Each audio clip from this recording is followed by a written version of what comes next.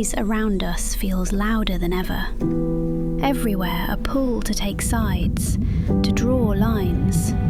Yet, beneath the noise, a longing endures, to live in peace, to belong, to find meaning. So what do we do? Withdraw? Resist? Choose a side? Or could another way exist? One that begins with a simple truth. There is no other. The pain of one is the pain of all. The hope of one belongs to all. Everywhere, groups of people are widening the circle of us.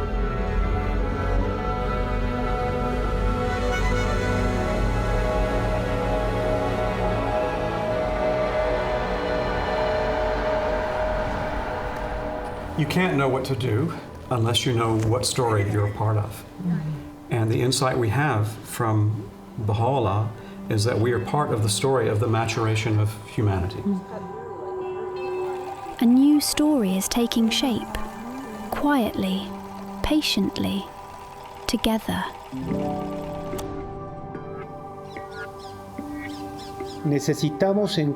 We need to find different ways of relating to each other that do not feed into cycles of violence. We must strengthen the communal sense.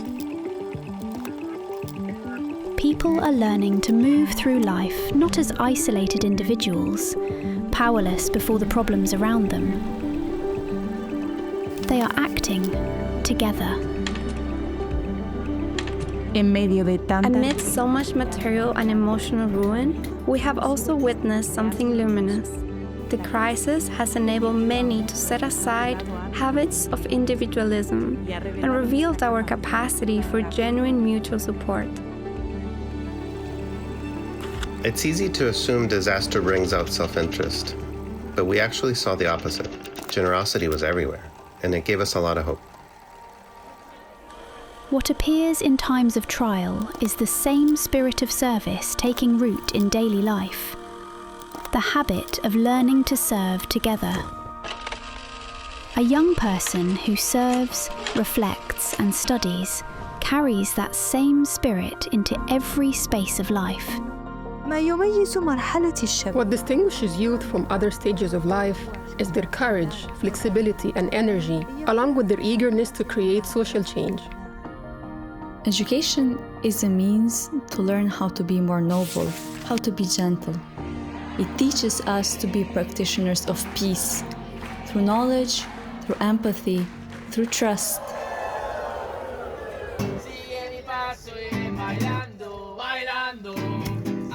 When you put coherence, service, relationship, and values at the center, suddenly our true nature comes to life. For these young people, their professions become fields of service, where they approach science and religion as two harmonious ways of knowing. If we take this notion of a human being being both a material and a spiritual being, and an understanding of health that recognizes that both our material and our spiritual natures can be impacted by both health and by disease, we would come up with different approaches to addressing some of the challenges that we are encountering within our fields. When challenges appear, they no longer ask, "How can I get away from this?" but "How can we face this together?" I guess society shapes us in a manner that is quite individualistic. But I think in some places this culture is beginning to change. A lot can be achieved when people cooperate.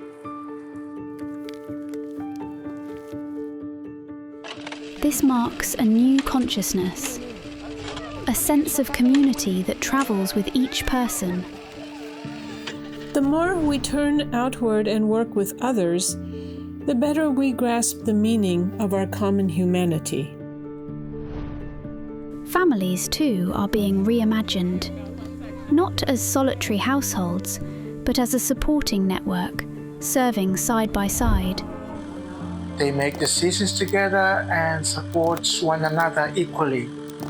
But these patterns also influence service beyond the home. It's very inspiring for the neighbors when they just observe a father not just bringing money or providing the means, but he's himself engaging in teaching morals to his children together with his wife. When there is unity in our family, we can form a community. And when there is unity and love in the community, only then can its light spread throughout the world. What takes shape is more than cooperation. Labels begin to fade. What matters is the shared longing to build a better world. When we speak about identity, what comes to mind is our ethnicity, nationality, religion, or gender. But what we are beginning to understand is that we possess an inherently noble identity that transcends these limitations. At the core of today's divisions is a crisis of identity. The Baha'i teachings offer another way, a spiritual identity that sees humanity as one family. To foster unity, the very notion of leadership itself is being reconceptualized as a sacred trust, an act of humble service. We often think of competition as necessary for progress, but does it inspire us to help others prosper alongside us?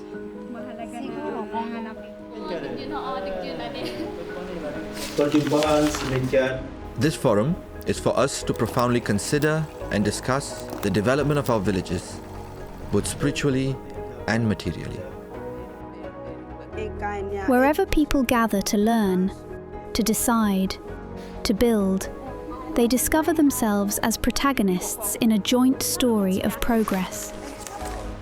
The Baha'i community's commitment to gender equality and justice is rooted in the belief that all human beings are created to carry forward an ever-advancing civilization, and that gender equality is a prerequisite for peace. A number of women were very keen, and they said that they would do everything that they can to see to it that a secondary school is established within the village. This project has inspired many people to reconnect with the land and to rediscover the joy of planting.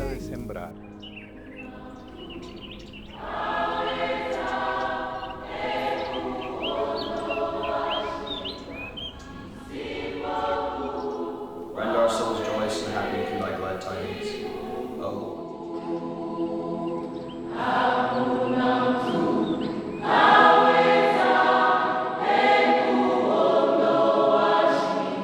These are the havens of peace. Glimpses of new patterns of life that people are learning to build through collaboration.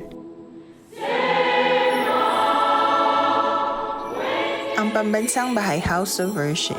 The National Baha'i House of Worship will serve as a beacon of hope for the community, inviting everyone to gather, to pray, and to live in unity.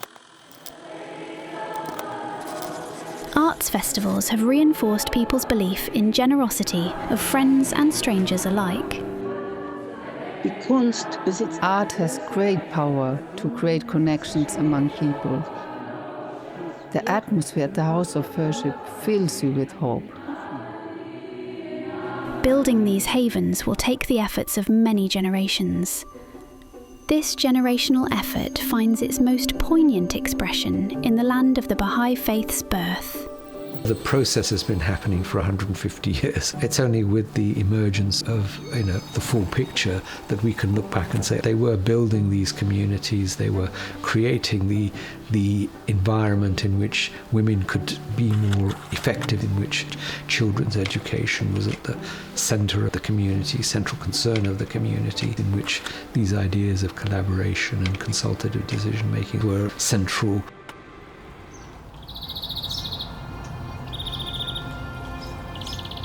To nurture these patterns requires more than plans or programs.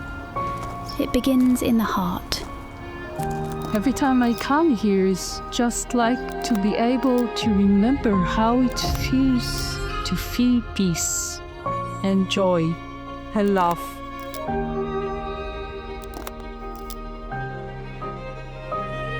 When we look upon others and see no stranger, When our hearts kindle with kindness for all who cross our path, something shifts. If there is joy, there is also hope. Hope helps you find joy.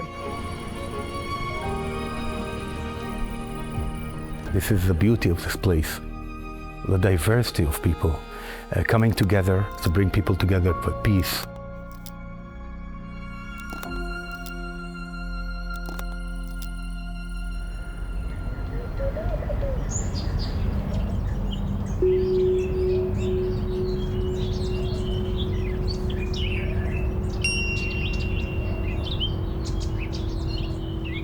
In all these ways, the distances between us vanish. And on the same ground where difference once stood, we learn to walk hand in hand. The life of Abdu'l-Baha saw no separation between friend and stranger. Now, as his shrine rises, it stands as a gentle invitation to nurture spaces of belonging and shared purpose.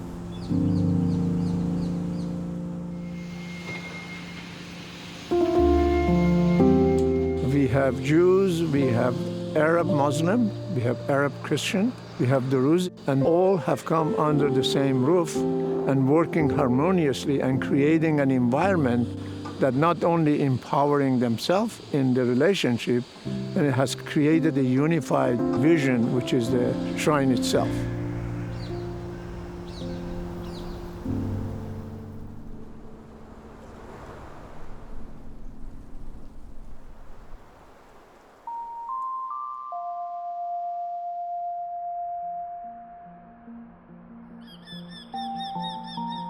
Humanity's story is not one of decline, but of awakening, of maturing.